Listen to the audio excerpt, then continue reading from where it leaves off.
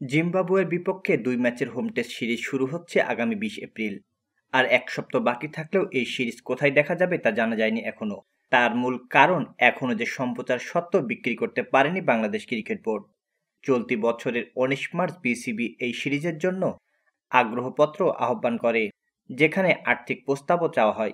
সিরিজটি শুরু হওয়ার কথা ২০ এপ্রিল থেকে, তবে আগ্রহপত্র জমার শেষ তারিখ ছিল ৭ এপ্রিল। আর এই সময়ের মধ্যে কোনো প্রতিষ্ঠানই প্রস্তাব দেয়নি। সাম্প্রতিক সময়ে বাংলাদেশের হোম সিরিজগুলো টিভিতে সম্প্রচার হয়েছে টি স্পোর্টস ও জিটিভিতে মিলেনিয়াম মিডিয়া কনসোর্টিয়ামের মাধ্যমে। তবে দক্ষিণ আফ্রিকার বিপক্ষে গত বছরের অক্টোবর সিরিজের মাধ্যমে সেই চুক্তির মেয়াদ শেষ হয়ে গেছে। বিজ্ঞাপন বাজারের মন্দার কারণে তার প্রতিষ্ঠান আগ্রহ দেখায়নি বলে জানা গেছে, যার ফলে মিডিয়া ব্ল্যাক আউটের একটি শঙ্কা তৈরি হয়েছে। তবে এমন পরিস্থিতিতে একটা উপায় আছে খেলা দেখানোর। বিসিবি শেষমেশ সম্প্রচার সত্ত্ব বিক্রি করতে না পারলে রাষ্ট্রায়ত্ত টিভি চ্যানেল বিটিভি ও বিটিভি ওয়ার্ল্ডে এই ম্যাচ দেখানোর ব্যবস্থা করতে পারে। তবে বিপদটা শুধু জিম্বাবুয়ে সিরিজেই সীমাবদ্ধ নয়।